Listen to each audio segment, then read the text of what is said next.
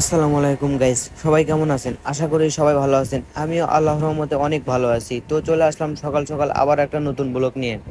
সকালে ঘুম থেকে উঠেই আমরা দিনাজপুরের উদ্দেশ্যে রওনা দিই। আর উত্তরবঙ্গে যাওয়ার সময় ঘন কুয়াশার সাথে আমাদের দেখা হয়ে যায়। এখন আমরা রংপুর দিনাজপুর হাইওয়েতে আছি। তো আমি প্রথমে বাইক রাইড করে এই পর্যন্ত নিয়ে এসেছি এবং এখান থেকে ভাইকে দিলাম যে ভাই তুমি বাইক রাইড করো, আমি ভিডিও করি। আমাদের সাথে এই গাড়িটিও যাচ্ছিল দিনাজপুরের উদ্দেশ্যে। যত যাচ্ছি রাস্তায় ফুরোচ্ছে না, তো চলেন সামনের দিকে এগিয়ে যাওয়া যাক। এবং দেখতে দেখতে চলে আসলাম আমরা ওয়াপদার মোড়ে। সামনে যে জায়গাটি দেখে পাচ্ছেন এটাই হলো ওয়াপদার মোড়। হাতে ডানে দিকে চলে গেছে টেকনাফ থেকে তেঁতুলিয়া, আর সোজা চলে গেছে পঞ্চগড় এবং দিনাজপুর।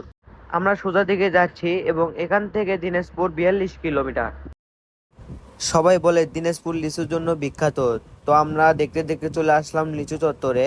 তো লিচু চত্বরের একটু ভিডিও শুট করে নিলাম। এরপরে আমরা আরো অনেক সামনে যাব এবং আমরা বর্ডারে ঘোরাঘুরি করব।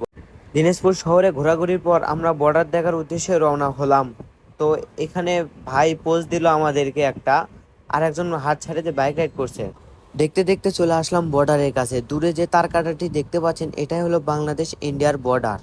এখান থেকে ঘোরাঘুরি শেষ করে আমরা যাব আরেক জায়গায় বর্ডার দেখতে।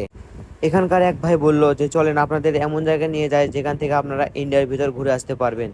তো চলেন যাওয়া যাক। দেখতে দেখতে চলে আসলাম আমরা ওই গ্রামের সামনে।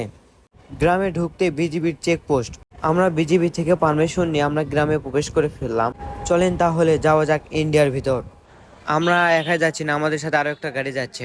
চলে আসলাম আমরা ইন্ডিয়ার বর্ডারের সামনে। এখান থেকে আমরা ইন্ডিয়ার ভিতরে প্রবেশ করব।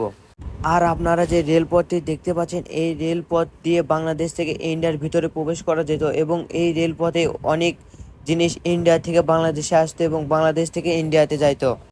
দূরে যে লাইটগুলো দেখতে পাচ্ছেন এটাই হলো ইন্ডিয়ার বর্ডার। আর এই পাশে যে জায়গাটি দেখতে পাচ্ছেন এই জায়গা দিয়ে আগে বাংলাদেশ থেকে ইন্ডিয়া যাইতো এবং ইন্ডিয়া থেকে বাংলাদেশে আসতো মানুষরা। আর এই ট্রেন পথেই যাতায়াত করতো সবাই। এখানকার এক ভাই আমাদেরকে বলল ভাই আপনারা আর যেতে পারবেন না, এখানকার বিএসএফ গুলো অনেক ঝামেলা করে সামনের দিকে গেলে। তো আমরা পিছন দিকে চলে আসলাম। এখান থেকে বাইরে হয়ে আমরা দিনাজপুর শহরে মেলা হচ্ছে, তো আমরা বাণিজ্য মেলায় ঘুরবো। দেখা হচ্ছে আপনাদের সাথে মেলায় গিয়ে।